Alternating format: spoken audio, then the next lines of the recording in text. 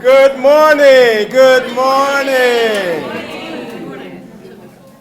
My name is Carter Q. I'm an adult services librarian here at the historic Stanford L. Warren Branch Library.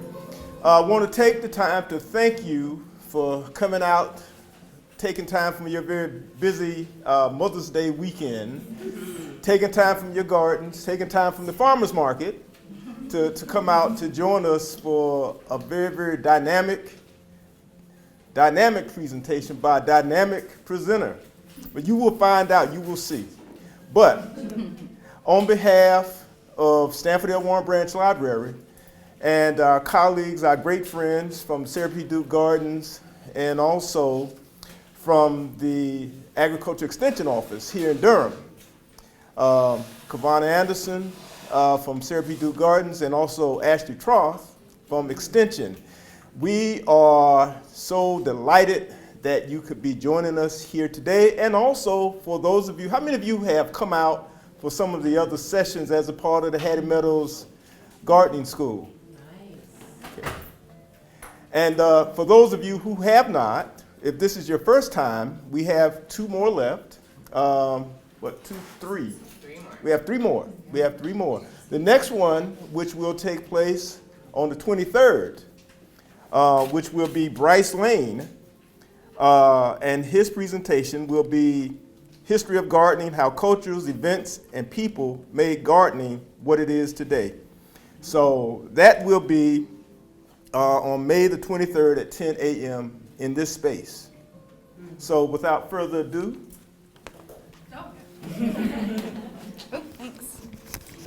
Hi everyone, I'm Ashley. I'm from Cooperative Extension. We are so excited to welcome you. I will admit I was going to talk about the partnership and upcoming classes, so Carter has done a wonderful job. We also have talks coming up on water features in June, as well as a really excellent one by Mike Gibson on pruning generally, but he's a topiary genius. He trained under Pearl Fryer, is really, really excellent, and so I really encourage you to check those out. There are still spots in both. With that, Kavana, I'm going to turn it over to you. All right, this is really a true collaboration, so we all get the mic for just a minute. I'm Kavana Anderson. I'm the Director of Learning at Duke Gardens. Such a delight to have you here. And I'm going to introduce the wonderful speaker that we have today. We have Adé Oni of dìèdìè Textile. And they, them pronouns. For those of you who are not familiar with this incredible land-based project, it emphasizes slow healing earthwork through cultivating a relationship with textile and dye plants.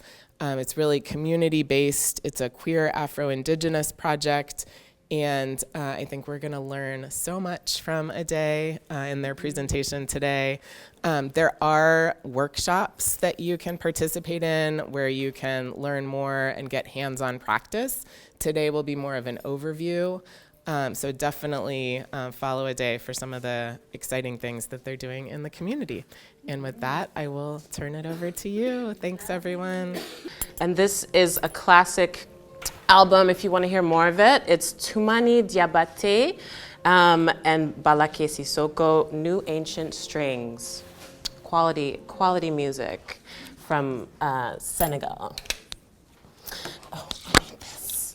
Okay, how are y'all feeling? Good. Amazing. Thank you so much for being here today. I am coming out of the kind of beautiful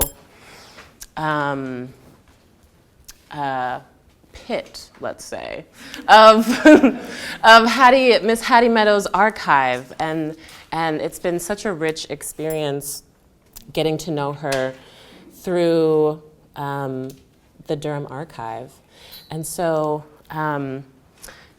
grateful for your presence. And does anyone? I have 3 pens up here. I'll be asking you to write some things and take some notes. Are there 3 people that need a pen? Amazing. Wish I had more. We might be able to get more potentially. We can share. Thank you. Okay. Third. No problem. All right, so also, is there a clicker available? Okay, no problem.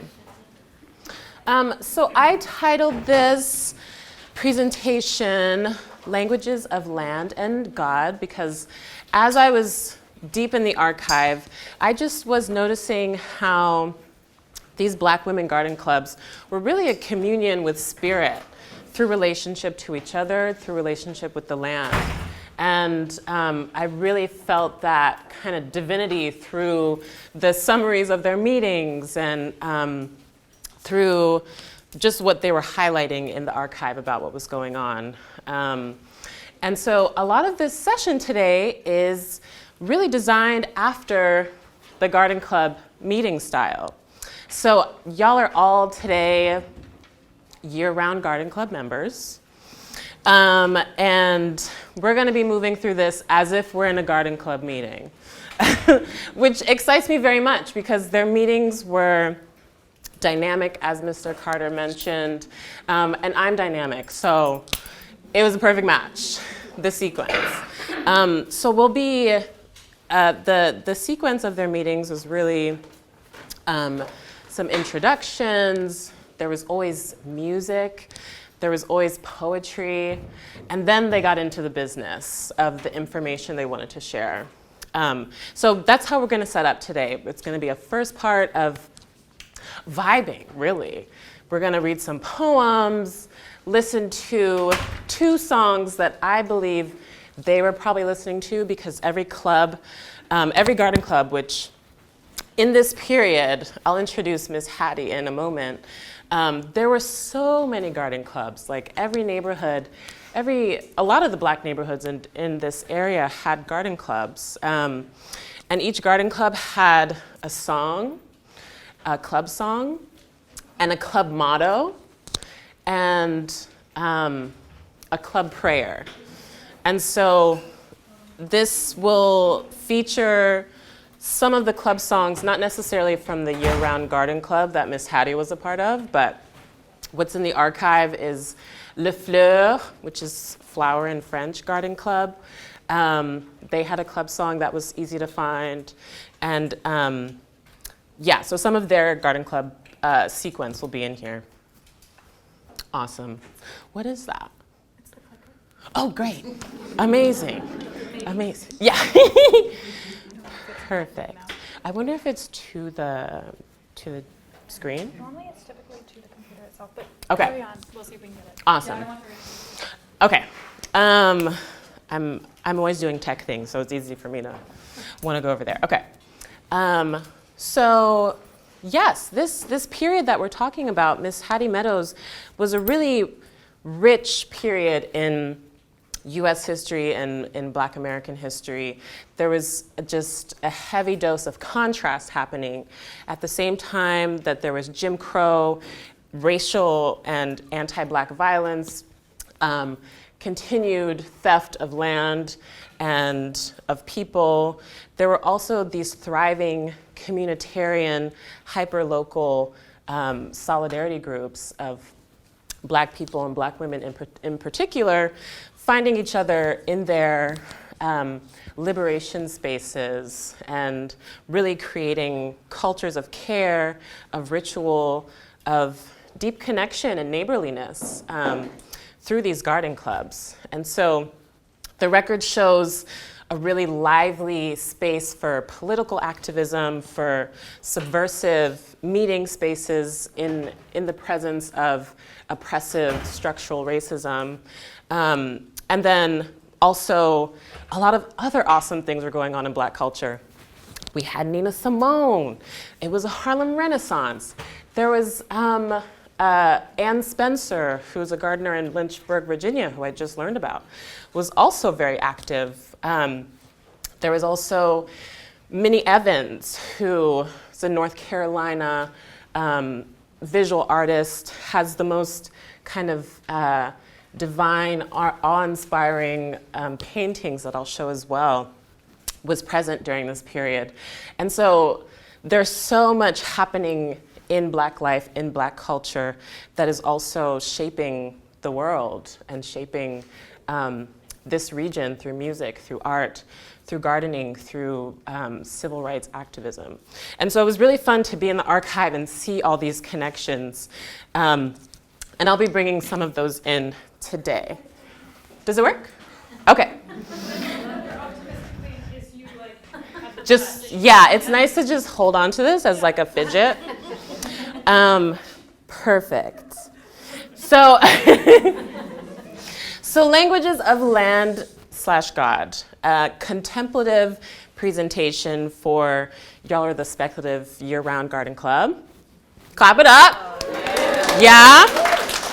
Which Mr. Carter over here shared with me earlier is still here, is still around. And I wish I'd known that sooner, and I wish I could invite folks here, but they're here in spirit, and the work that they did and many of their neighbor garden clubs is part of this presentation.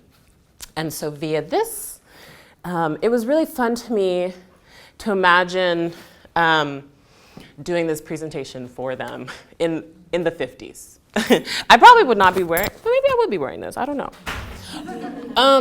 Are we good with video? Okay.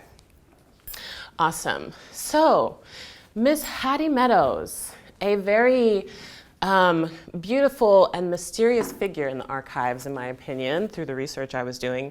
But I was able to find a second photo of her that I was so excited about. Like, oh my gosh, there's another photo. I was looking for a photo of her with her flowers, but I was able to find one of her in like a staff photo because she worked at NC Mutual for 30 years or so before she retired and really committed her life to tending her garden. And it's so interesting because the photos that I found are all like her face to the side. And I'm like, Ms. Meadows, I want to see you. But yes, grateful to find what I found. And I'm sure people that are here today that knew her might have photos that are just not in the public archive. So I just had some details about her that I wanted to ground our session in. Miss Hattie May, maiden name Smith Meadows, was a Scorpio cusp, hence the mystery. Born 21st of November, born in Smithfield, and then moved to Durham. Had 2 daughters, and one unfortunately died young due to, I think, an influenza pandemic in the early 1900s. And then I thought it was cool that she divorced her husband in 1910. Just want to say this presentation is grounded in a deep love and dependence on Black women, and I just was thinking, like, in 1910, like, that seems so taboo. Where do you find the courage to do that? But she did. And it felt like an important historical note to make. And then, yeah, she lived just a couple streets over, 601 Linwood Avenue. And so I love imagining just the time spiral of 60, let's say 70 years ago. She was walking these halls potentially, or up and down the street, because she had to travel from her place to NC Mutual as the cafeteria manager. And then she died around this time as well, the 13th of May, 1966, and is buried at Beechwood Cemetery off of Fayetteville Avenue. So Miss Hattie Mae Meadows was a beloved Stokesdale neighbor and prolific, passionate gardener. The Stokesdale neighborhood is really interesting because it was financed by NC Mutual. And so I think as an employee, she was able to benefit from that project and get a house in this neighborhood. And there's so much, this is not a complete history. So if anything peeks out to you and you find yourself feeling curious, write it down and do your own research and let me know what you find. So yeah, she was a passionate gardener who loved roses. I think she had over 20 species, if I'm correct, in her garden. And through her worker career, she was a washerwoman, which I obviously made that connection with textiles and just constantly had cloth in her hand for a period. She was a tobacco stemmer, which I had to look up what stemming meant. Who knows what being a tobacco stemmer means here? Anyone? Basically, it was an occupationally hazardous job, but also one of the few jobs that were being offered to Black women. And horrible ventilation, but their job was to basically destem the tobacco leaf and get it ready for drying and made into the tobacco that would be smoked thereafter. But tobacco is a very sticky plant, and so I don't imagine it was pleasurable, but it was also a place, the tobacco industry, where you have the intersection of Piedmont blues music, which was also an exciting connection. Blind Boy Fuller is a Durham native that really helped jumpstart the Piedmont blues tradition and culture here. And these blues musicians, I wish I had some blues music to play for y'all, but would come to the tobacco factories and play outside. And that's because that's where people were. And so they'd get their coins from there. So the tobacco factories were both really awful worker conditions and also a place where structural racism and subordination is happening, and also as this site of like a whole Black music tradition being born as well. And wish those blues players were around today. And so that's what tobacco stemming is, and I wonder, if she knew Blind Boy Fuller, what that time was. So fascinating. Because you don't really, I have a friend, Jory Bryant, who some of you might know. He is a Durham native, many generations from this space, and he'll often talk about Durham smelling like tobacco. And maybe some of you that are from here remember that as well. But there was like a scent in the air. What's that? You could smell it all over. Exactly. I don't know, it's not that anymore, it's something else. It's pollution, I don't know. But so, yeah, the tobacco industry was this hub for really dynamic urban life. And then her last career was as a cafeteria manager at NC Mutual. And so this is one of the interior photos of NC Mutual, but I tried to find more, but that archive is a little harder to access, but it's called The Whetstone, and it's NC Mutual's kind of in-house periodical. And they would feature things that's going on with staff. And so I have a feeling, Hattie, there's more images of her in that potentially, but it's kind of a different, it's not easy access, like just hopping on the internet. And it's at Duke as well. And then the last couple notes are that she was a White Rock churchgoer, and so maybe was not listening to blues music, I don't know. But maybe was on the low.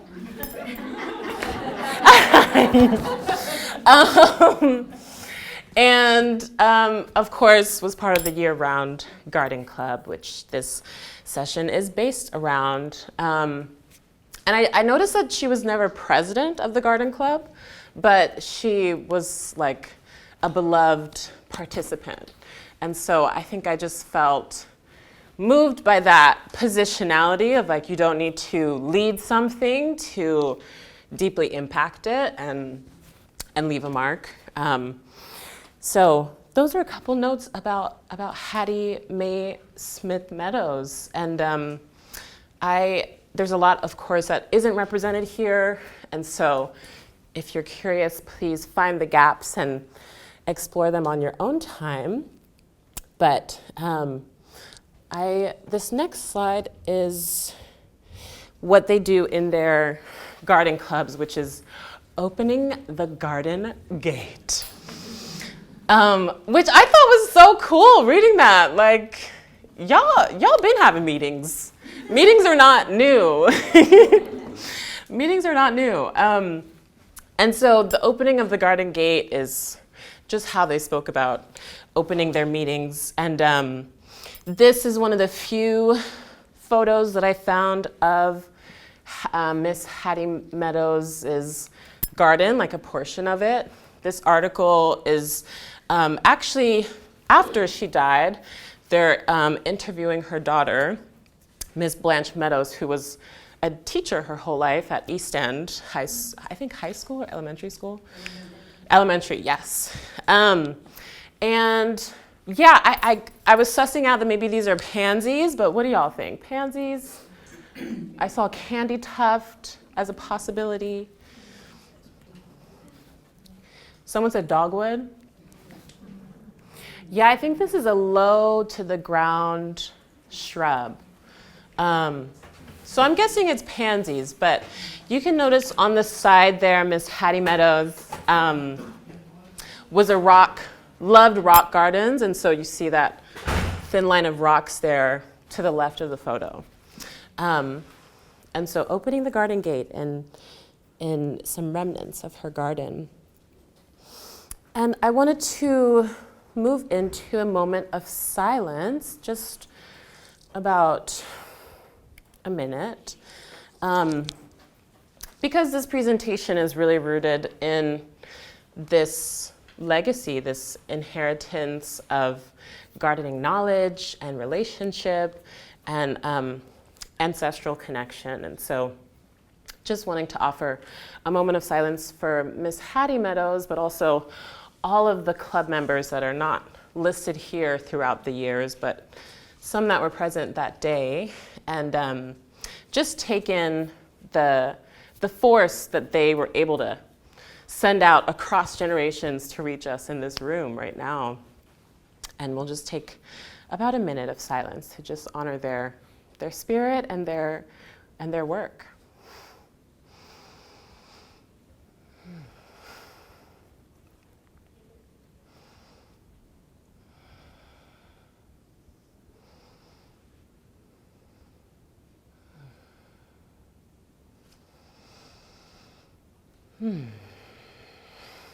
Okay, thank you so much. Ooh, I needed that minute as well. Okay.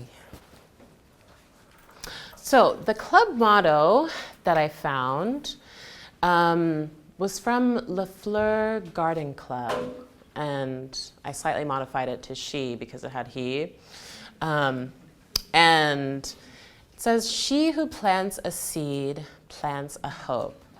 And so we'd love to say that together with y'all. All right, on the count of 3, we'll say it together. Can everyone see the words? Okay. 1, 2, 3. She who plants a seed plants a hope. Amazing, we gotta do it 2 more times. Okay. 1, 2, 3.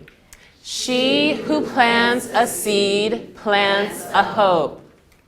And one more time. She who plants a seed plants a hope. Amazing. Y'all are in.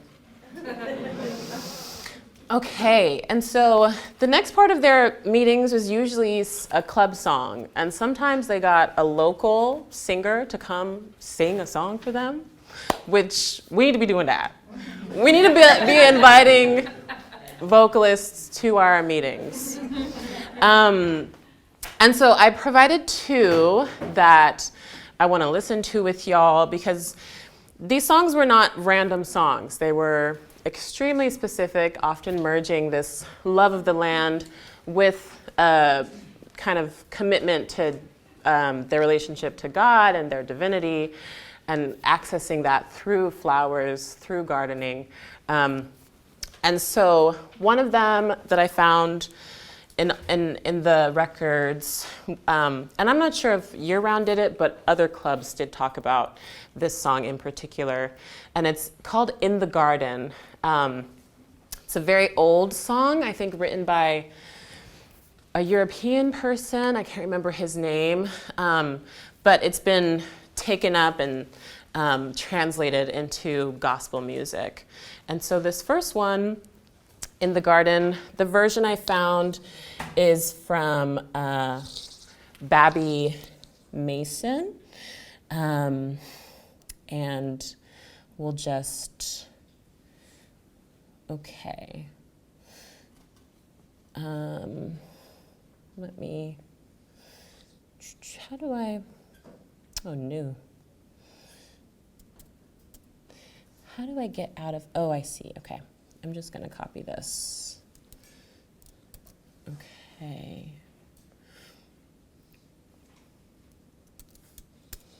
All right. So this first one is in the garden, and we'll just listen to the first 2 minutes or so, or 1 minute, I'm sorry. So sorry, this is not related at all. So for the next minute and a half, I just invite you to listen and maybe note any word or line in this first minute of the song that connects to you.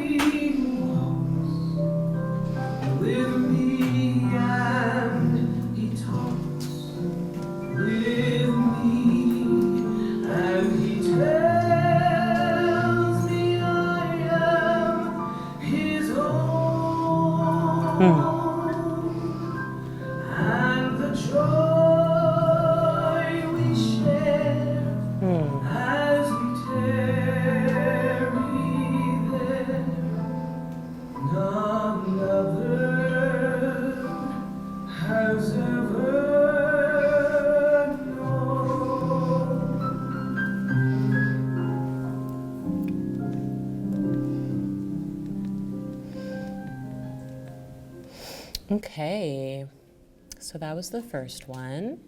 What'd you think? Reminded me of childhood. Oh, yeah? Yeah. Oh, you sang the song? Oh, what? Amazing! Sorry. She would have been singing that in church. Absolutely. It's a much quicker tempo. Okay. Amazing. And Okay. she would have sang it right here at White Rock Church. Wow. Many of us go there. That's amazing. I'm like, let's sing it. Okay, what you know? Someone started off. Go ahead. Well, we're going to do the double clap one. Yeah, let's do the double clap one. I love the harmony. So anybody want to sing the melody and I'll sing the harmony? I will sing the melody. Gotta go a little faster, girl. Okay.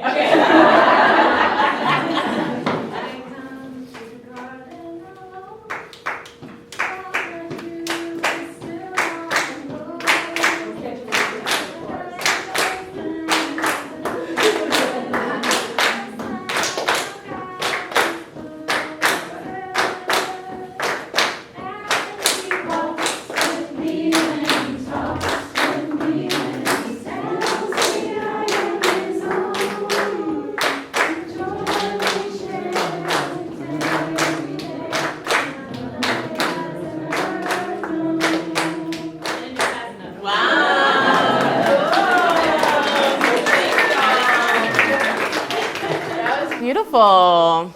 Thank you for making that connection. That's very impactful. And so the second song that they were potentially speaking, or another club was singing, was a rendition of Thank God for a Garden. And this one is from Ravella Hughes, a Black soprano. And I can't remember. I don't think she was from Durham, but definitely her music made its way here.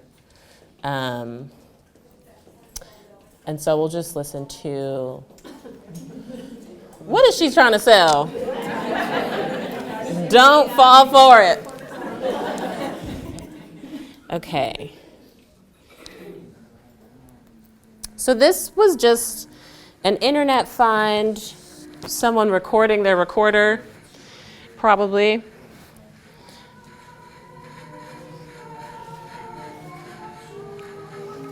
Can kind of make out the words, and it gets clearer.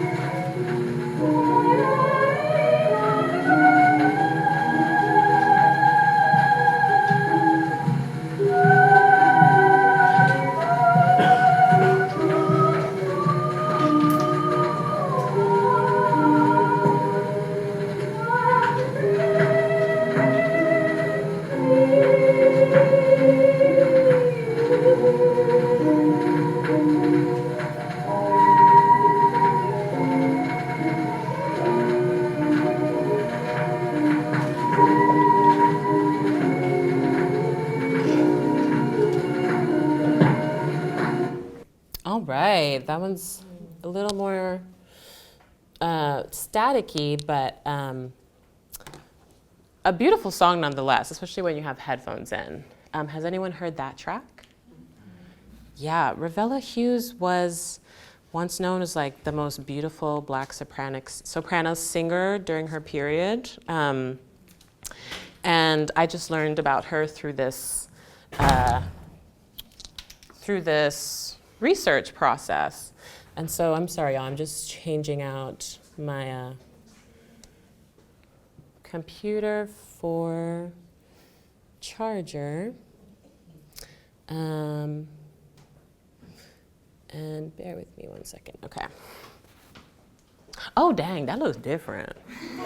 Okay, let's see. Maybe if I do sideways. Oh, lovely. Okay, great. It's a little more, yeah, we'll just adapt. Okay. What did folks think about that track? You liked it? Yeah. Are there any soprano singers in here? No? Okay. Not today?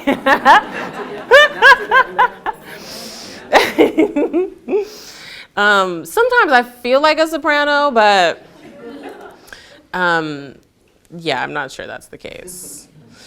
Okay, so we're gonna get into two art pieces. In their meetings, again, they would greet each other, sing their club song together, say their motto together, and then share art, which is amazing to imagine this. I mean, the period they were in was poppin' in terms of creativity. I mean, yeah, it makes sense that all of these things were influencing and just things were being absorbed consciously, subconsciously. And so this is one of the poems that I found in the record about a poem that they were reading in their meeting. And this will be in the presentation that gets shared out, so you can read this one, but for time, I'm gonna go to one I'm more excited about. And that one is Miss Ann Spencer. So it's a Black gardener, Lynchburg, Virginia, who's also a civil rights activist and a poet. And I think it was upon a visit from James Weldon Johnson who's helped her establish the first NAACP office in Lynchburg. He was like, "You should write more, girl." He didn't say it like that. But yeah, he was like, "These poems are amazing." And so she did. She was like, "Thank you so much. I will do that." And so this is her in her garden. And this is one of the poems that she wrote, which I really enjoyed reading because it felt connected to this presentation. And so I would love to read it with y'all. Could someone volunteer to read the first stanza, and then we'll go around? Can you make it bigger? Yes. Yes. Is that big enough? One bigger? Okay. Yeah.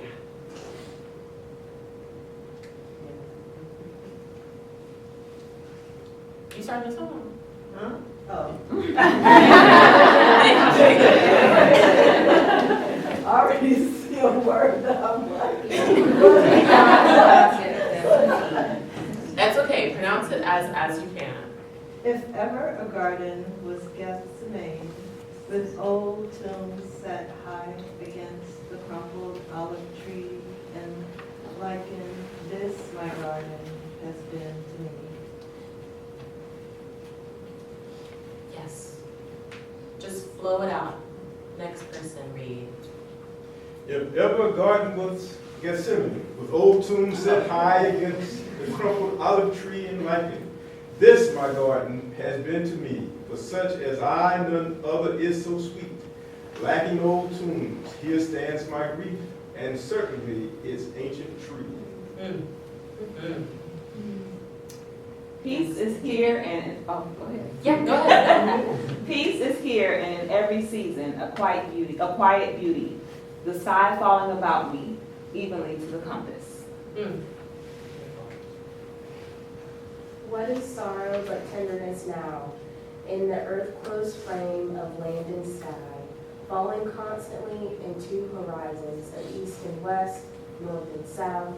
What is pain but happiness here, amid the green and wordless patterns, indefinite texture of blade and leaf? Beauty of an old tree, last comfort in Gethsemane. Beautiful poem. And so, who knows the story of Gethsemane? It's a Bible story. Yes. I don't know the story, but yes, it is. Okay. In the garden of This is where Jesus went before he died. Yeah. Did folks hear that? Gethsemane is where Jesus went before he was crucified, right? It's where he went and implored God to take this burden away from him. He implored him to pass, be God, and let your plan go forward. And please don't have me walk this path and be crucified. I know what is coming. I know that I'm going to be beaten. I know that it's going to be a torment. Please, God, be all powerful and find some way that I don't have to be tormented. Nonetheless, I will do whatever you have before me, God. So Gethsemane is the place where all your pain and grief and agony is being brought forward, and at the same time, you are submitting your path, your future, your walk to God in His omnipotence. Thank you so much. Yes. We've visited this garden many times to pray. But it was Easter Eve, so it was the night before. Oh. It was the first. Yeah. That was also where he was betrayed. Yes. Wow. The preachers tomorrow will be glad for this Sunday. Yes. Beautiful. Wow. Thank you for that. I didn't know about Gethsemane to that extent. So Anne Spencer is a figure in this same period, just like 3 hours away. And she has actually a house in Lynchburg, Virginia that's been restored and has a lot of activity. I saw some photos of it. It's gorgeous. And an author there. What's that? An author wrote a book about Green, last name Green, wrote a book who taught at UNC. Oh, amazing. Oh, wow. Cool. I heard. I've been there. You've been to the house? Yeah. Amazing. How many folks have been to Anne Spencer's garden other than you? Okay. What's that? I'm trying to help get a tour together with Amazing. You got it. Her granddaughter runs the house as a museum. Oh, amazing. Yeah. Here at the program. Yeah, she was. At the symposium? Well, it wasn't mine, but. Okay. Yeah. Carter and together. Amazing. Yes. One other thing, her home is right across the street from the home that a doctor, I'm sorry, I don't remember his name, who had a tennis court and trained Althea Gibson and Arthur Ashe. Wow. Wow. This is such a fun time in a way. Yeah. Okay. So I just am going to briefly look at my presentation because I wanted to speak on one more artist here. And I could have swore I added her, but maybe I did not. And that is Miss Minnie Evans, who, how many folks are familiar with Minnie Evans? Yes, I think more of us need to be. Minnie Evans was a visual artist who received a vision from God to start drawing her imagination and painting her imagination. And she did. And the pieces ended up being just breathtaking. And so, let's see. Oh, I do have it in here. Okay, 6%. Let's go with 6% for now, just so I can show. I'll put it back. Thanks for y'all's patience with my tech. Thank you. Don't know what that is. Okay. Minnie Evans. So I thought she was an interesting... Oh, y'all know who she is now. So what I really loved, also just to say, I love language. It's kind of a... I don't know how else to put it, but certain collections of words together just really pull something out of me. And in their record, they'll call these art shares like a poem thought, which is so esoteric but so deep somehow. And so this I'm just adding is a visual thought, because they do talk in their meetings about going to these garden conventions and traveling together to learn from other Black gardeners. And Minnie Evans was out on the coast in Wilmington, and she worked for a long time until her retirement or passing at Arlisle Garden in Wilmington, and she was the gatekeeper there. And earlier this year, I was able to visit Atlanta, visit with a friend of mine, and we went to go see her exhibit at the High Museum, and it was stunning. And so Minnie Evans really would just be drawing and painting at the gate. And that's kind of how she was able to sell some of her pieces, but she just also had these volumes of sketchbooks, and this is one of her pieces, one of her earlier pieces, because they get more complex as her archive goes on. But yeah, these I would imagine some of the garden club members were seeing Minnie when they went to the Arlisle Garden, potentially, and interacting with her artwork, and maybe some of them had her artwork, I'm not sure, but I loved finding these different cultural threads in North Carolina happening through the Garden Club. So that is Minnie Evans. And has anyone else been able to see her exhibit at High Museum? Yeah, I'm sure they have a virtual exhibit, so definitely check it out. There's a lot of pieces like this and beyond there. So let's take a brief break. The next portion is really getting into the fiber and plant dyes presentation. So we're nearing the end of the devotional, which is what they would call it in the meeting. And so I'm kind of imagining that this sort of singing and talking together ends, they take a break, and then whoever is presenting on something will come up next after that break. So I'll get more into what I have on the table, and then some notes about each native plant here and some of its fiber and dye story. And there'll be more space for questions. Yeah, but for now we can take about 5-minute break. So get your water, some fresh air, and be back here. Let's see, by 11. She who plants a seed plants a hope. Amazing. Thank y'all. How was your break? Amazing. Glad it's important to take them. It's easy to forget. Okay, so this is part 2.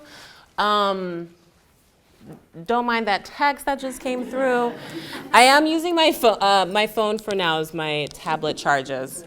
And we're going to get into some of the fiber and dyes. But I wanted to ask y'all a question.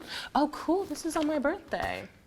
Mr. Carter just shared an article from the archive that lists out some of the plants that Miss Hattie had in her garden. And this was published on 4/4/1953, which is my birthday. Not the year, but yeah. Yeah. Yeah, thank you, yes. And so Mr. Carter suggested a fun activity. If folks could guess, maybe you already know, but guess some of the plants that were in her garden. Okay, well, I already gave you that one. Yes, okay, roses. Daisies? Pansies, yes, yes. Marigolds, yes. Did she have them? I don't know. Oh, you're guessing, yeah. That's right, that's what I said, yes. Yeah, okay. Sorry. Black-eyed Susans? Yeah, somebody else said rhubarb. Ooh, what's that? Say that again? Rhubarb. Oh, rhubarb, yeah. Yarrow. Yeah. Sunflowers. I feel like she definitely had sunflowers. Marshmallow, yes. Any other ones? Irises. And lilies. Absolutely. Yes. It seems like she had a lot of what y'all mentioned, plus blue phlox, verbena, lemon verbena. She had a lemon tree, which, do lemons grow here? Yes. Really? That's amazing.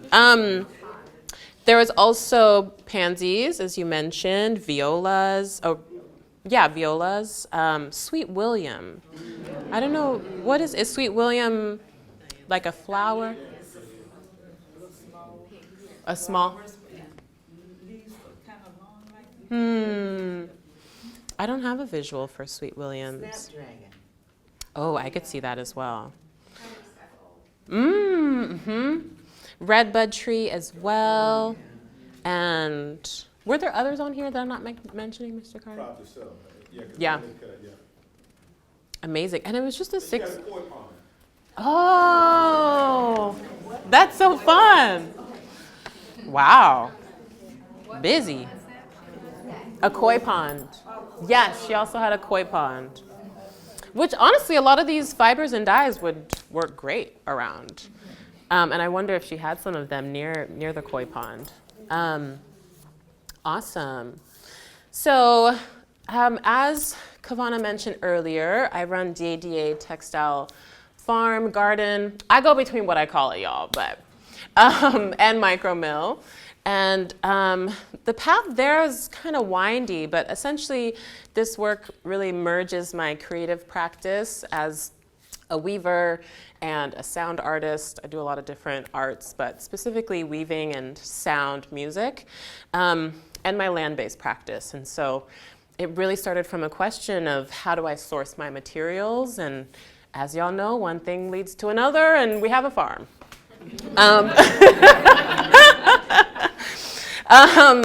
But before I started this space of intentionally cultivating fibers and dyes, specifically some West African fiber species like jute and a lot of mallows in that family, and then also indigo and sorghum. As a Yoruba person, I'm really interested in my cultural agriculture. And so what I'm growing is heavily influenced by West African varieties. But of course, I'm here and really wanting to honor the indigenous Okinichi, Shakori people, Saponi Nation of this region, and all that I have learned and been nourished by just by living here. I call Durham my time here, which has been 14 years or so, my second growing up. So I moved here from Maryland and from like the DMV area. Anyone here from the DMV too? 240? 20, okay. 301. 301, yes. Amazing. I will get a 919 number someday, y'all. Someday. And so, yeah, this project is really a bridge practice.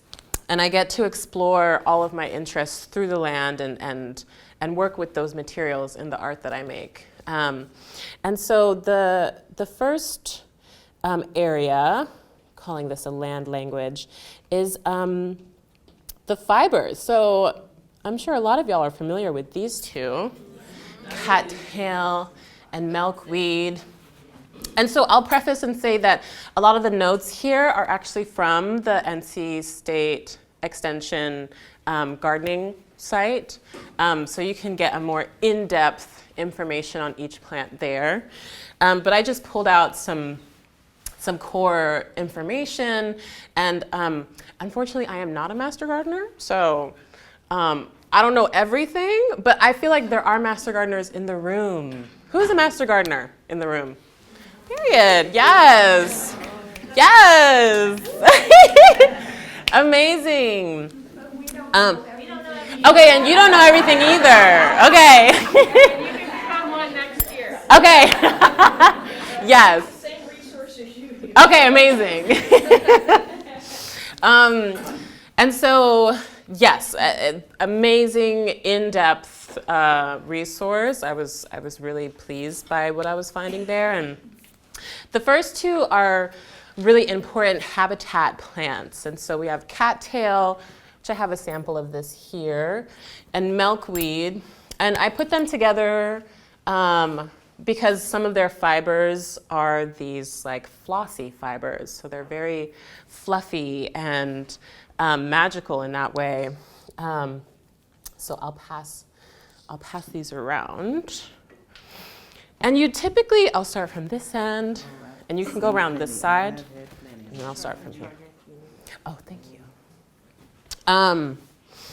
And cattail is awesome because it's also a reed plants. So both of these plants have been on this land, the Piedmont area, North Carolina, for longer than time.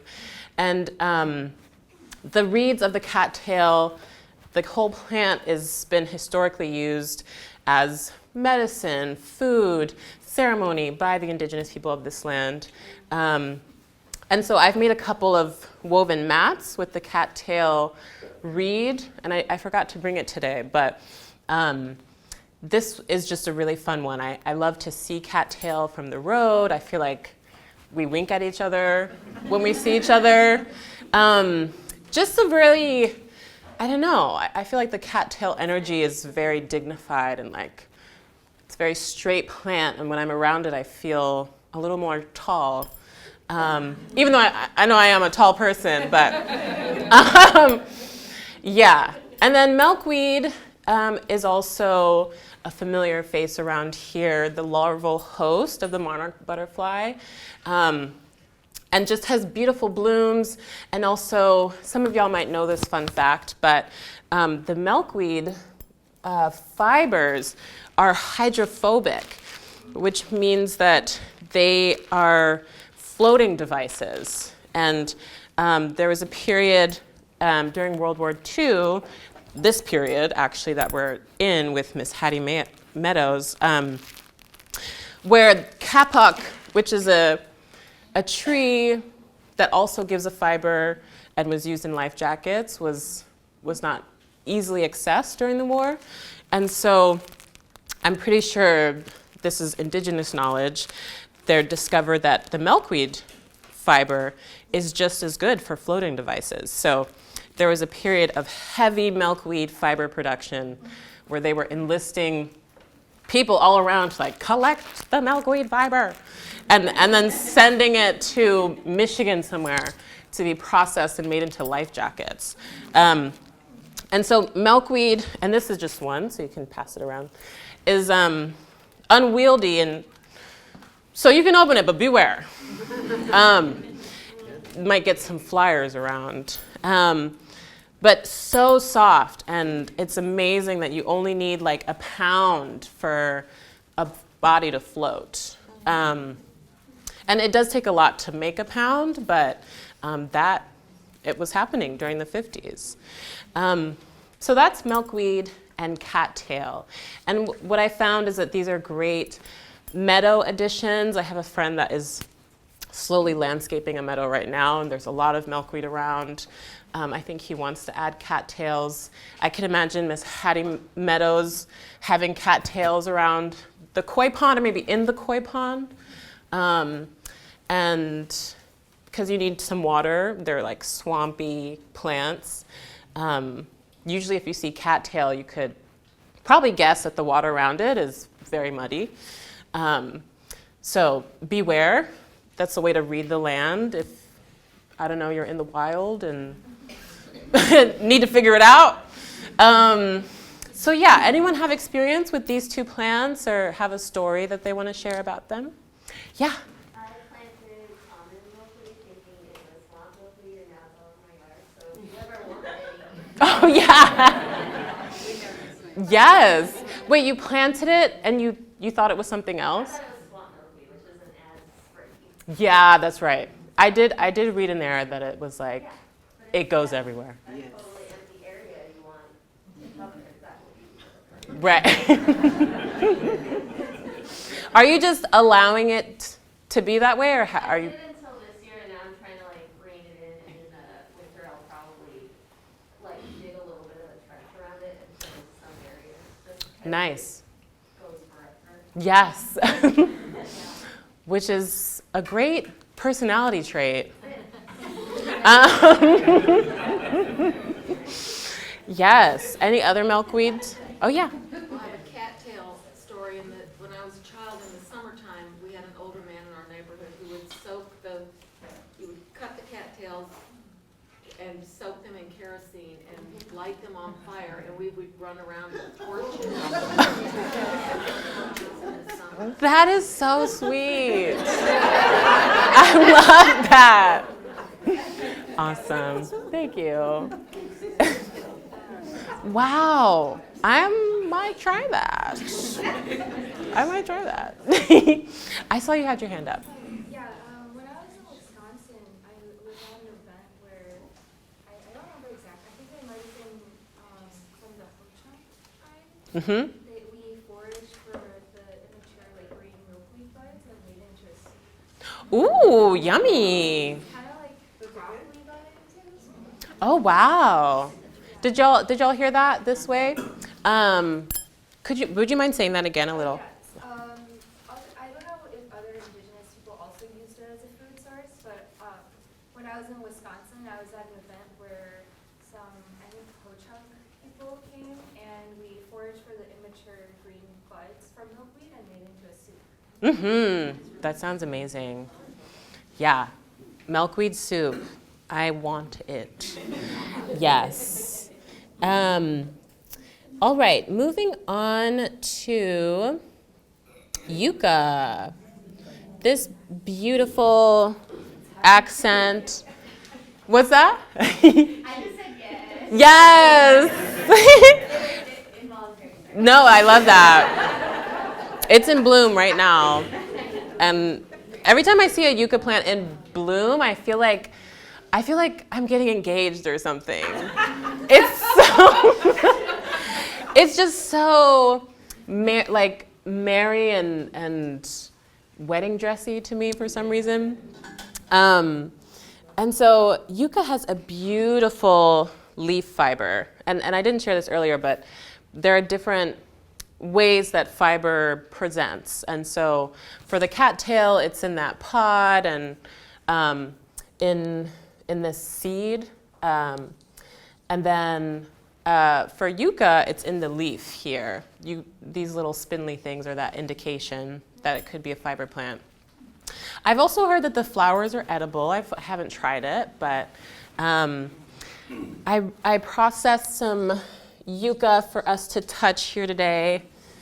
And this brilliant green color. So I'll start with the raw down here and the knit one down here. And so yucca also has a native story of being used for shoemaking or sandal making and for rope and cordage, as well as basket making. And it's just a really reliable, durable plant fiber that is really fun to process because after a little bit of pounding, the fibers just kind of appear in the body of the leaf. And I really enjoyed processing this plant for this presentation. And yucca, I imagine Miss Hattie probably had yucca in her garden. I don't know. Yeah, maybe like in the rock garden or something. Anyone have information on that? No? Okay, speculating. And yeah, it also has an amazing smell. I think I was telling my friend Shumi over there that it smells like banana when you first process it.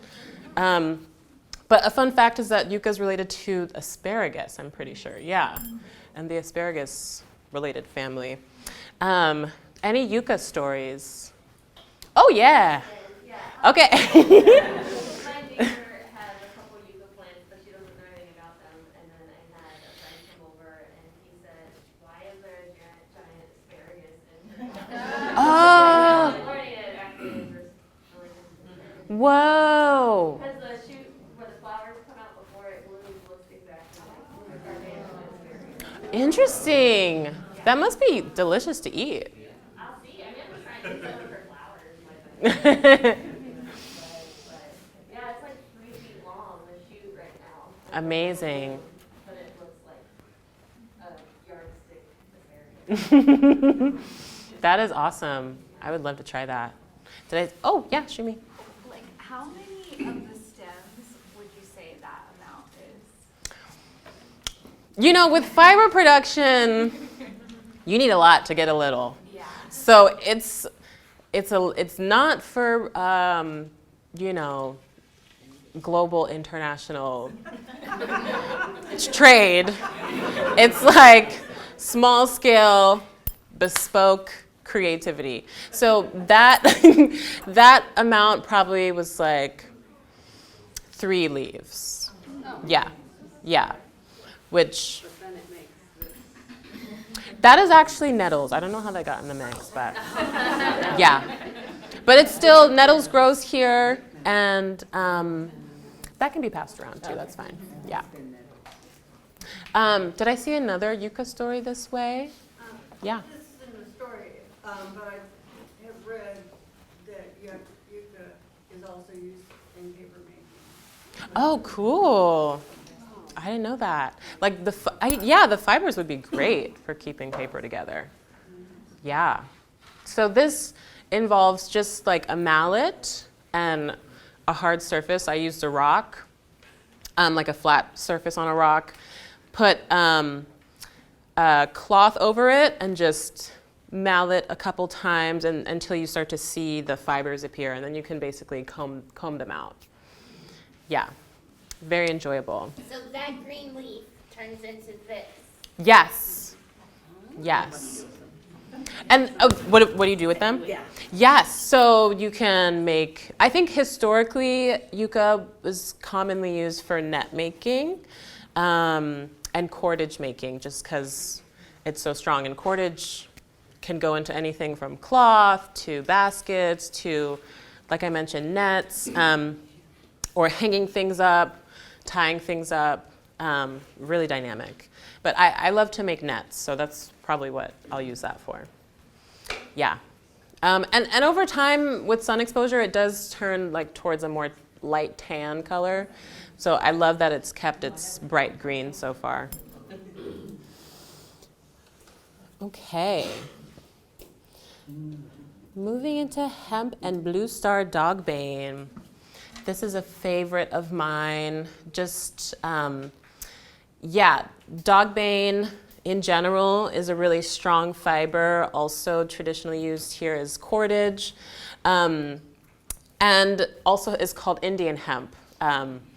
The colonizers recognized it, like indigenous folks using it, and named it Indian hemp, but these are its other names as well.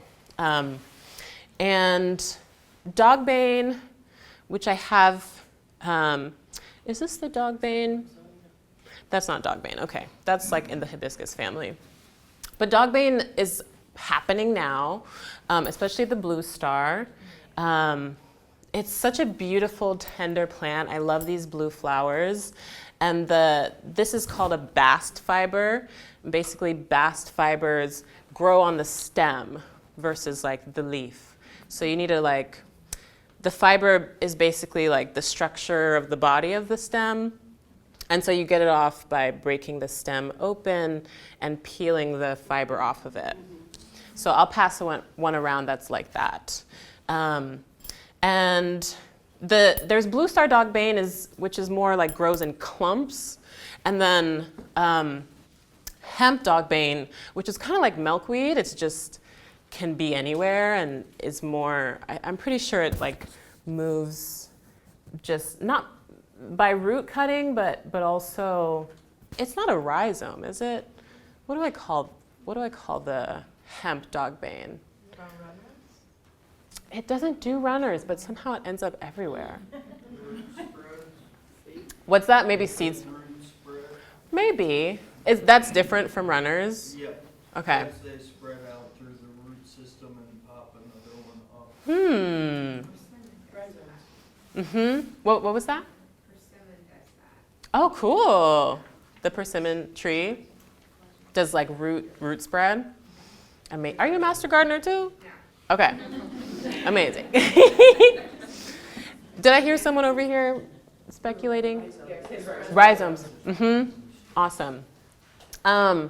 So this is dogbane. The hemp dogbane I have more experience with processing, but both of them also make fibers for cordage. And do folks have dogbane stories they want to share? Yeah. This is a really weird question. Okay. Because it's called Indian hemp, is it in the Cannabaceae family? Ooh, that is a good question. I think I did see that word in my research. So it's probably. Yeah. It is cool. It is. I haven't experienced smoking it. Okay. The family, okay. The genus name. Yes. Okay, of course I'm connecting it to weed. Yeah, okay. Yeah. That's a much larger family than that. It's a Yeah. huge plant. Amazing. Yeah, I think I did see that in the records. Okay. Yeah. And so this, like I mentioned, goes everywhere.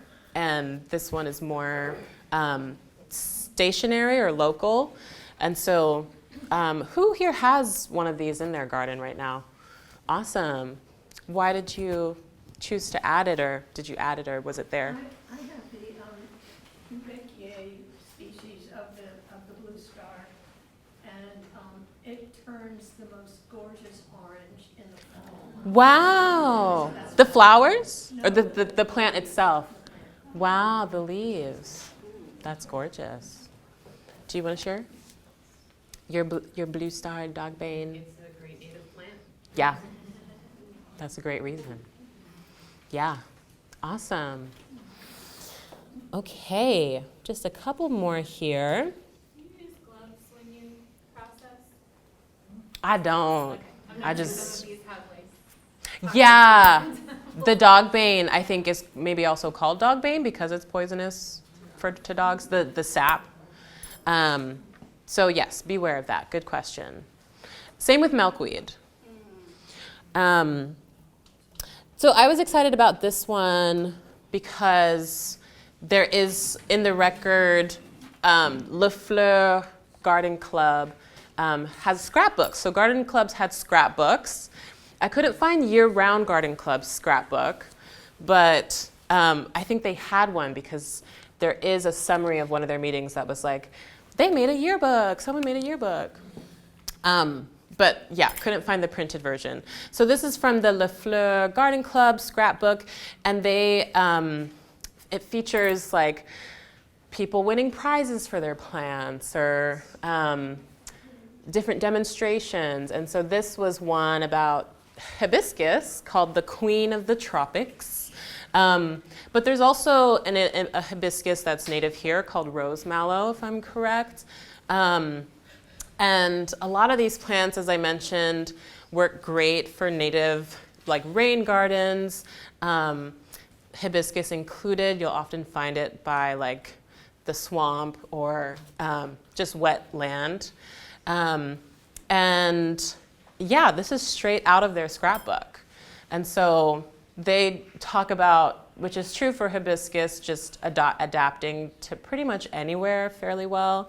Full sun kind of plant.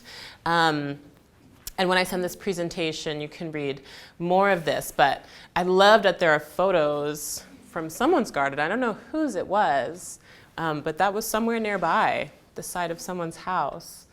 And while this is not specifically hibiscus, this is jute that my friend Rochelle grew and helped me process. And jute and hibiscus are in the same mallow family. So I thought I would bring some. It's just a little bit wet because I was processing it. So if that's gross to you, I understand. Don't. But it's just water. And that's like the first stage of processing. So I would do some more combing to have basically a nice fiber like you saw with the yucca. But this can be used from anywhere to bedding. Thank you.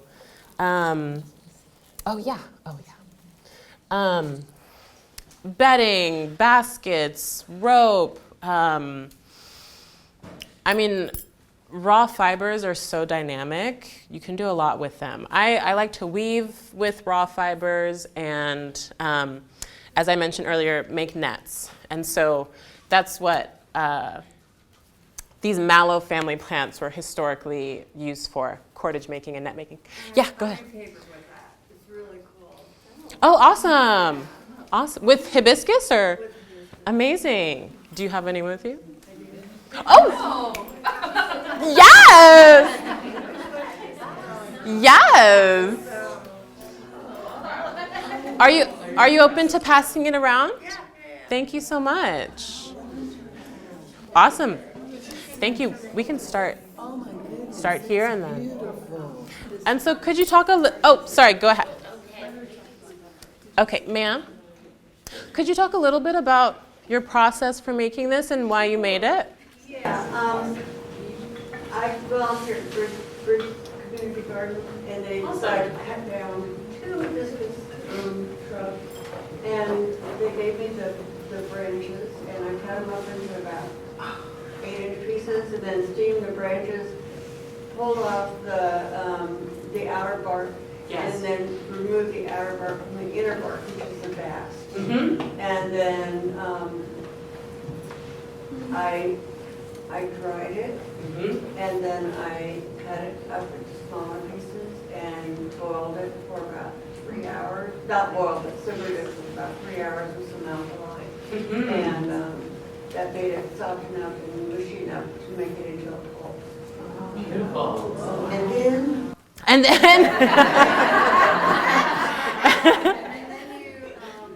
I always put mine in a blender and blended it, and then you add that to water in a certain concentration, and then you mash it into paper. Amazing. You got some nice thin paper there. You're like a beautiful paper maker. Amazing. Corn husk. Yeah. Fibers in each of these, or this is? Don't worry, y'all gonna get it too. Come your way. Amazing. Thank you so much. And then we had another question right in the back there. Or comment. Yeah. Oh, sorry, guys. Or good people. Go ahead. So my question was, were you going to talk about the process of getting the fibers out? And then she spoke a little bit about it, but Perfect. I'm interested in knowing more. So if it's not included in this presentation, could we have another workshop about it? Oh, yeah. Yes. Great question. Yeah, what was your name? Maria. Maria. And then in front of you? Yes, Miss Carol. Miss Carol gave a great overview of what it takes. It is labor intensive, and but fiber plants, let's say bast fiber, the plants that grow along the stem, there's like a glue between the fiber and the stem, and that glue needs to break down in order to pull the fiber off of it. So there's a very brief process of what's basically called rotting. And it's like rotting just enough to break down the glue, but not enough to break down the fiber. And that can take anywhere from like a day to 3 days, depending on how you do it. And there's different solutions that speed it up, but dìèdìè, which is my project, means slow and steady. So I like slow processes. And so yeah, a couple days to basically break down the glue between the fiber and the stem so you get that raw fiber off. And from there, it's a process of refining. And so you can stop at that raw stage and just work with that. Or you can basically comb it at many different thicknesses of comb to get like a more hair look for the fiber, a more fine fiber basically. And then there's like, through processing, something that kind of looks like this called tow. And yeah, there's ways to spin it. You can spin it or use it as stuffing. At that point, it's really dynamic what you get to do, but yeah, there's a process of rotting and combing, basically. Yeah. Thank you. I've worked for pigment, but not fibers. Cool. Okay, the next section is for you. Awesome. Is the hibiscus paper going around? Yeah. Awesome. Cool. And you have, I think that's corn, corn husk. Awesome. Any other hibiscus stories or crafts? Awesome. Okay. Oh, yeah.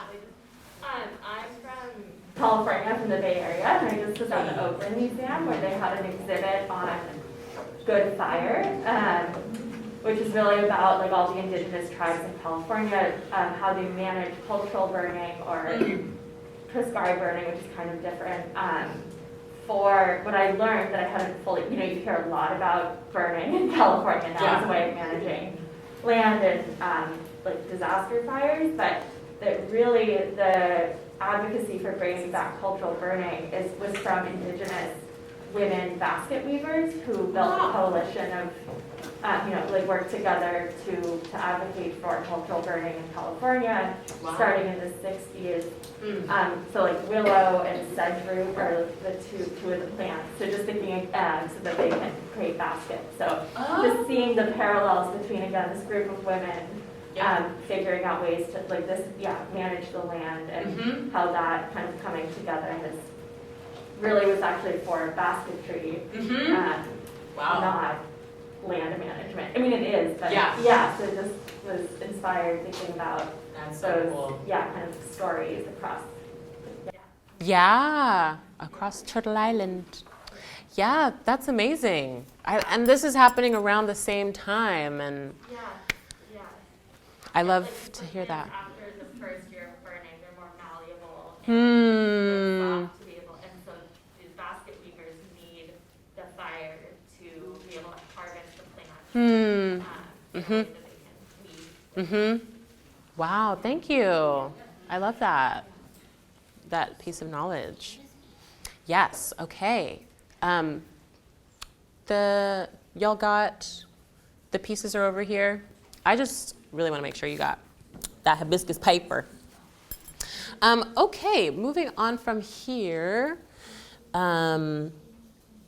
we have the land language of dyes, which I'm looking back at you, Miss Maria.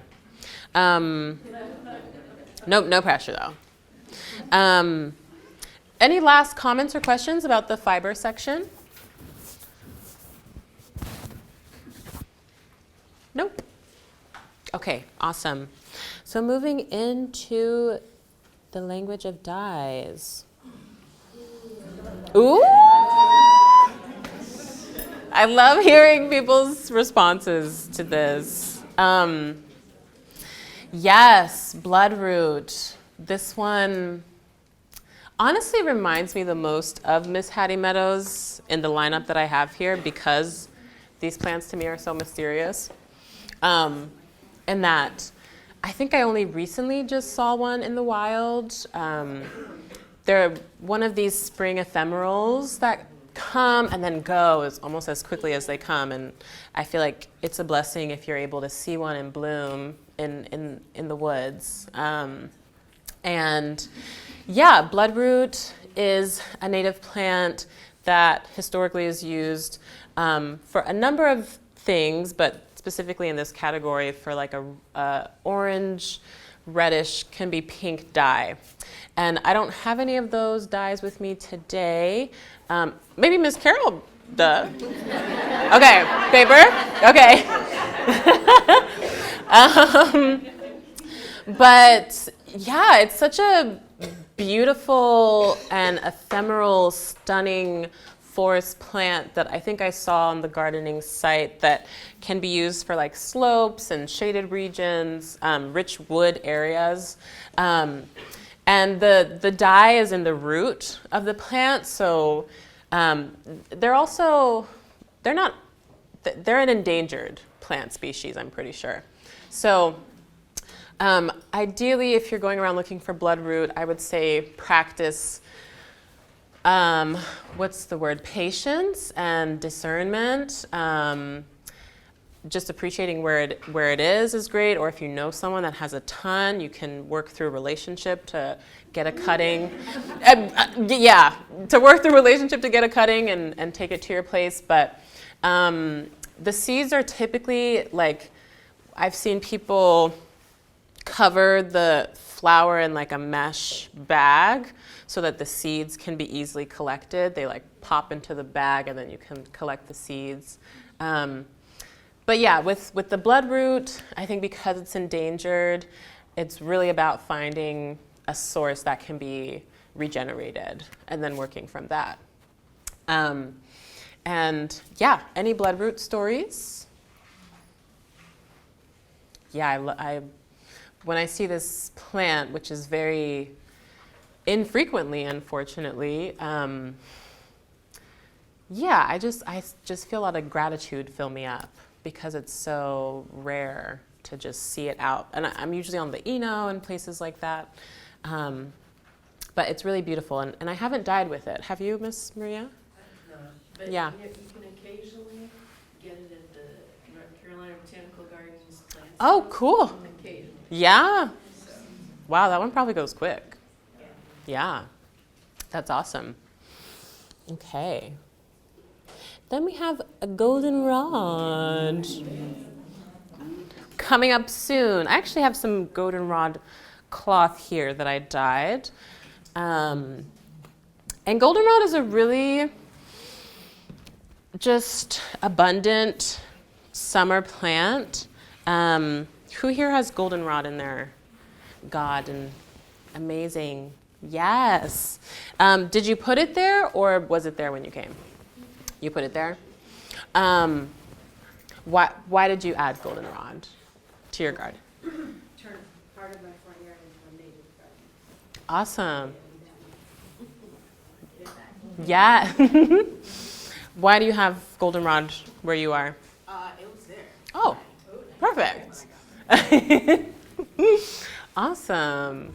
Yeah, I really love goldenrod for like summer solstice dyeing parties that I've done in the past, and you know, I think its Latin name has Sol Diago in it, I'm pretty sure, and that really references the sun. And I think what I was finding is that its Latin name means to make whole. And so I definitely feel that with these yellow color. These yellow colors are very just happy making. And there's so many different shades of yellow that can be harvested from the garden. I really like goldenrods just because it's kind of has like this golden mustard hue to it. I'm trying to cut this. Oh, there we go. Okay. Love that sound. Okay. Yes. And so with natural dyeing, there are a couple steps with some plants to get from the natural dye in the plant to the cloth. And basically goldenrod is one of those plants where you need a couple steps in between. It doesn't have all the tools to just translate easily. And so with this cloth, first you treat it with what's called a mordant. And a mordant comes from the French word mordre. Mordre. I don't know why I said that twice, but. And that basically means to bite. And so the mordant really facilitates the cloth's ability to like hold on to the dye, like the dye in the water.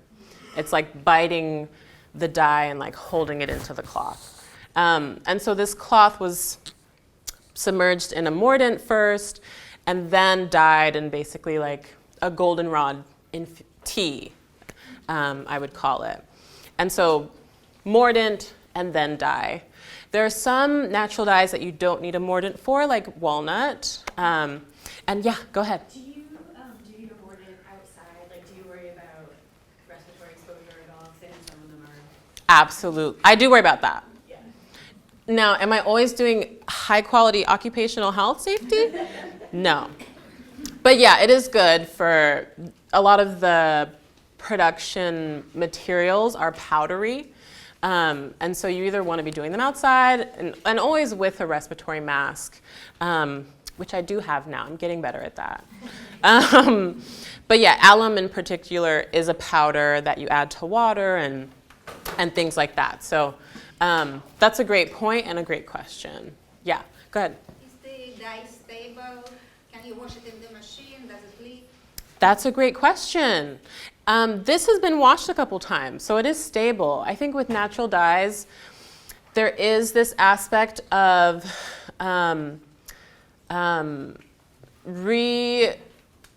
recultivating impermanence, or just our orientation to that. You know, the fast fashion industry and textile industry in general is one of the biggest environmental polluters, and a lot of that is because of the chemicals used to make mass production clothing with chemical dyes. And so it's not like there aren't any dyes, any chemical dyes, chemical aspects of natural dyeing, but because it's natural, there is fading that happens.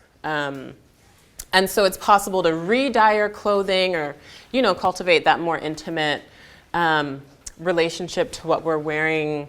When things fade, you can mend them or re-dye them, or, you know, do whatever you want to bring life back into that cloth. But yeah, and then some of the kind of color fastness also depends on how long it was in the alum, how long it was in the dye bath.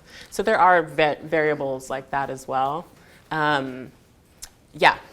What are some, what kind of things make them mortant? I mean, yeah, what are some of the chemicals or? Yeah, so alum is actually, I think alum is a natural material that gets like crystallized. I can't remember the source of alum. It might be a plant, actually. There's also sumac, which I'm going to be talking about, or sumac. The alum is like a tannin. So I'm pretty sure tannins are like gallic acid that create like a kind of acidic environment on the cloth to allow it to like hold things. And so oak galls, this kind of growth off of oak trees, also have that mordant quality in it. Yeah, does that answer your question? Yeah. Is vinegar one? Why do I remember vinegar? Someone using vinegar. No. No. Mm-hmm. Vinegar is a pH modifier. So let's say I dyed this cloth, thank you. I dyed this goldenrod, and I want to kind of push the color. Maybe instead of yellow, I'm pushing it more towards a reddish orange. I think I'll do like a more acidic color.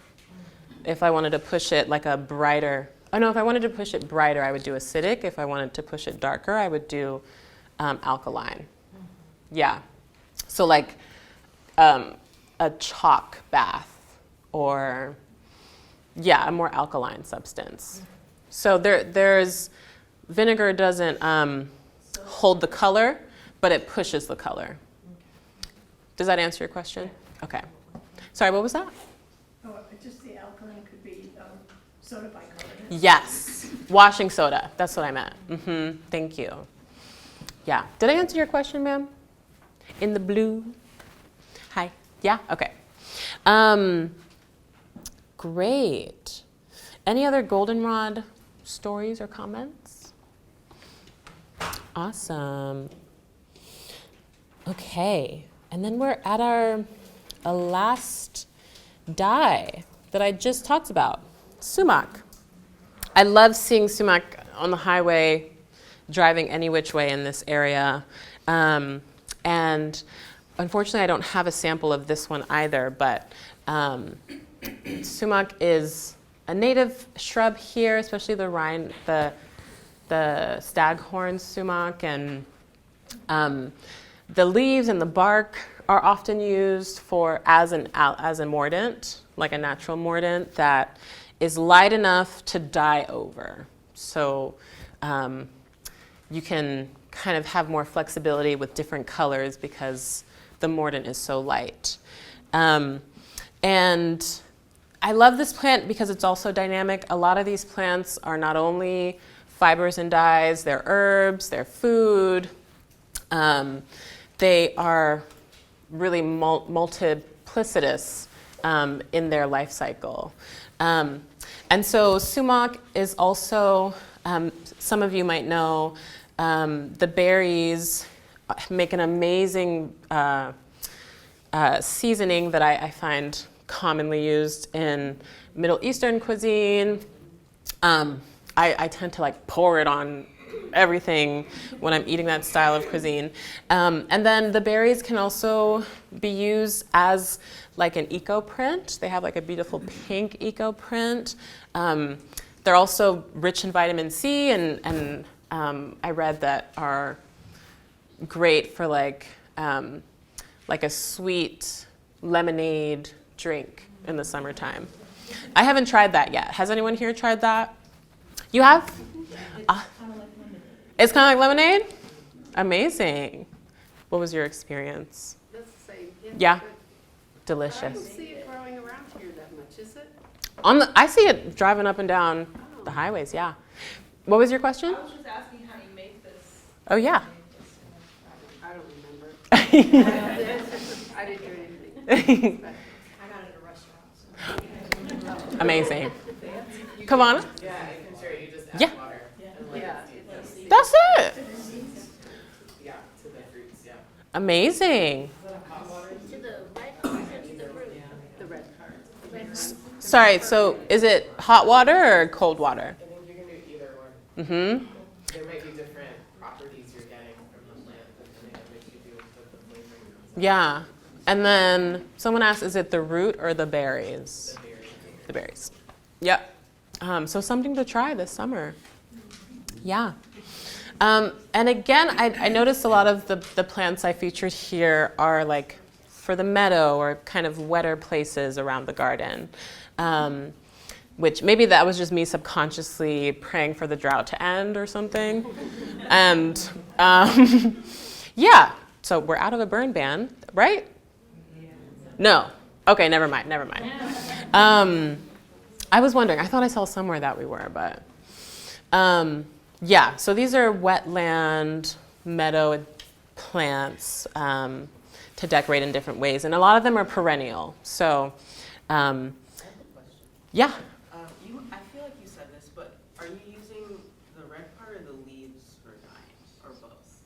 Okay, yes. The red part can be used for like eco prints and dyeing as well. Yeah. I've seen them more as like eco prints, which is basically like placing flowers and natural material on the cloth instead of dyeing with the liquid from the material. So you're making like a print versus a dye. So this can be used for that. The mordant is typically with the leaves and the bark. Yeah. Yeah, great. Any other sumac stories or questions? Have you read Imani Perry's book, Black and Blues? Oh, I don't think I have. It's a good one to read. Okay. She takes indigo and connects it to the African American experience. Yes. From West Africa all the way through the Civil Rights Movement. Wow. That indigo blue. Beautiful. I gotta read that, yeah. Black and Blues by Imani Perry. Thank you. She also Thank you. talks about periwinkle and the fact that grave markers. Okay. I love that. Thank y'all. Black and Blue by Imani Perry. Thank you. All right, y'all. So, club members, how are we doing? Great question. Next meeting is the next event that's happening. Yeah, this is open space for Q&A or CNA comments. And yeah, any other ideas or, yeah, go ahead. Do you ever do like comparisons of the different varieties of these plants that you use to see which ones have like possibly different dye qualities or fiber qualities? Absolutely. Yeah. I think usually I'll be testing within the plant itself. So maybe I'll test like how it mixes with an iron bath, or I think goldenrod is a close yellow to mullein. Mullein leaf dye is really beautiful. I didn't add mullein here today, but that's also a great native herbal plant and dye plant. And also passion fruit. So I would say a lot of plants, there's a lot more yellow dyes out there than other colors. But passion fruit leaves have a really almost, it's like this light neon greenish yellow color that comes. So yeah, I've done some experiments like that. Yeah. I meant so I'm more from the plant background. So I meant sometimes you get different varieties of the same species of a plant. So I was wondering, because sometimes people will breed plants to have more blooms, or sometimes breed them to produce more of the dye properties that you're looking for. So I was just wondering if you've done any comparisons between standard varieties and then maybe something that's been bred specifically for what you're doing. Great question. I haven't done that. Yeah, would love to. I think I've heard from a natural dyer that goldenrod doesn't, what did she say about goldenrod? Maybe, I can't remember, but there was something about the different species and which species has more dye. But I usually am just wild foraging for dyes like goldenrod, but I'll keep that in mind. Thank you. Go ahead. What plant fibers would you mix together, say you were making a t-shirt? Ooh. Yeah, that's a good question. Would you be okay with a t-shirt that's a little bit scratchy? Okay. Yes. I think that the mallow family would be really nice. So a hibiscus or jute. Did you get the hibiscus paper back? Yeah. Okay, great. And then, honestly, maybe not the yucca so much. Sounds good. Yeah. Maybe not the yucca so much. I think after you process the jute and get it to a hair quality like yucca, it's very smooth. Okay. So you can spin that or make it into cordage, and eventually, slowly, you've got a shirt. Yeah. Yes. I don't. This is just decoration. Okay. Yeah. Yeah. Sorry, Zelda, and then had some questions over here. That was an experience question. I wonder if anybody else in the room, so most of my growing up was in the Midwest, and milkweed for me, I associated it with these big pods that were about this big, but here, I don't see the pods so much, I mean, we would go out, they would just be hanging off huge pods, and then that fiber is what was inside, and unfortunately we would throw them at each other. But I have such vibrant memories of the chalkiness of the pod and watching how the rain would resist those the outside of the pot and all that. And I just wondered if anybody else grew up with those giant milkweed pods. Yeah, you can come over to my house.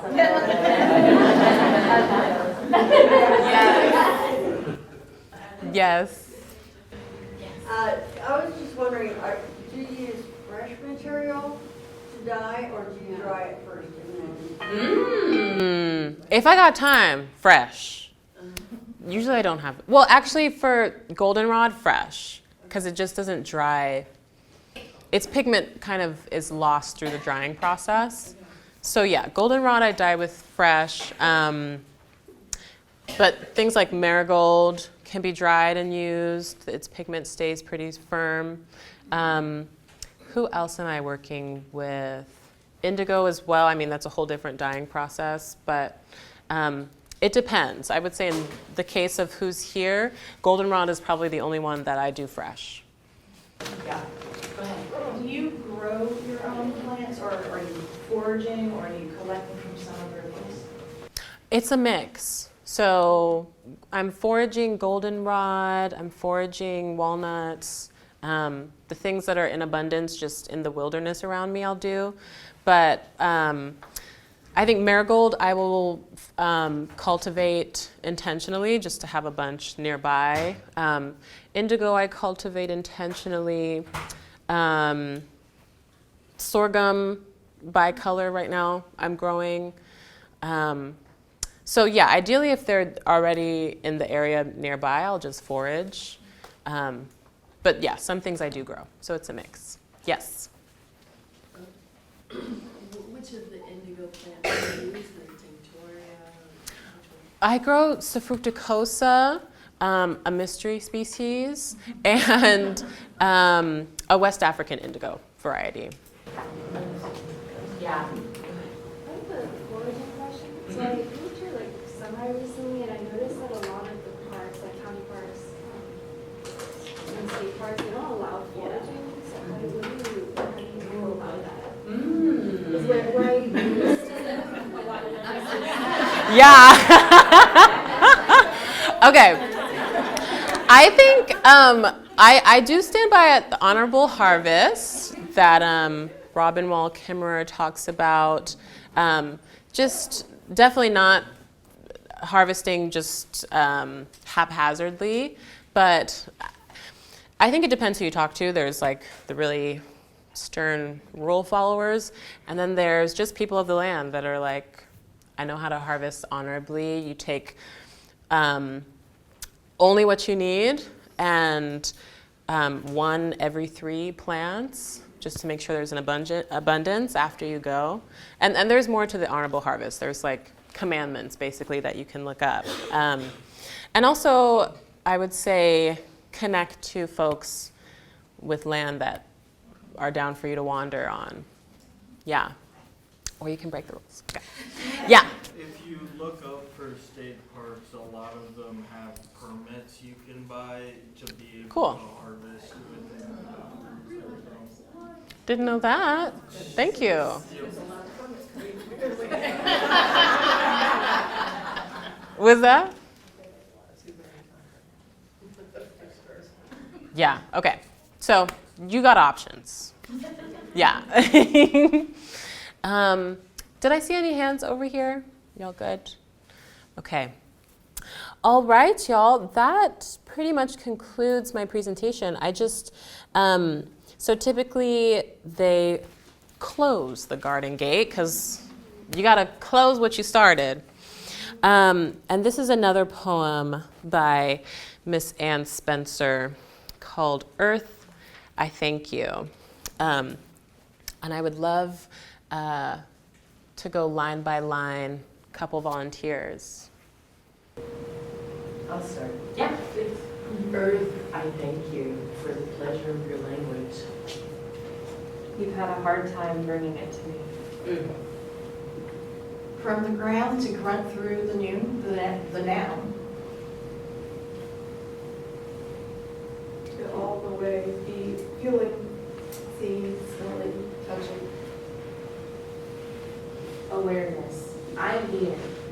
Yes. Thank you. And so I love this part. Unfortunately, I don't have refreshments for y'all. I'm so sorry. But I love they would end every summary with like what the host served, and it typically was a delectable repast. And then I wanted to share a couple things that I'm up to. So I recently started producing local oyster lime for the garden, for anyone that needs soil pH help, and then also for natural dyeing. And so I work with a couple of restaurants around town to collect their oyster waste and then take it through a refinement process to make some local lime. And so if you want to pass this around, this is the lime. And it's been really fun because with dyeing as part of my practice, I think a question I'm always asking is just where are my materials coming from? And so lime has become one that I'm able to produce here. And so I use this primarily for dyeing, for indigo production, and for soil pH. So that's available in case you're interested. And then just some photos from the farm. It's, like I mentioned, a community-based textile production. I like to call it an experiment. And I'm located on collective land called Earthseed, where there are a couple of different land projects going on. But I love the people, and it's important that my work is informed by and supported by where I am and the relationships that make it possible here. And so, like Kavana mentioned, I have workshops ever so often, volunteer days, and I've worked with different craftspeople around to help make production tools like hackles and breakers for the fiber production. So it's been a fun experiment, and would love for you to get involved as you can. So you can email me. No spam, please. I don't know why I added, I don't think y'all are gonna send me spam, but I just have to say. And then that's my website and a little QR code for you to get more involved and make a donation. All right, so that is the end. Thank you so much. Thank y'all.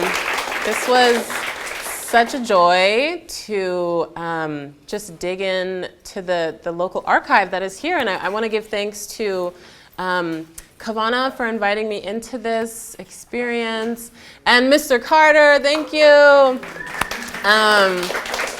And to all of the librarians and just the people keeping the archive alive and managing that and making it available to the public. This would not have been possible without that labor and those professionals. And to the land that we're on, to Miss Hattie Meadows and her community of the Year-Round Garden Club and all the garden clubs in the area. I'm so grateful, and thank you for coming today. This was awesome to be with you. Thank you. Yeah.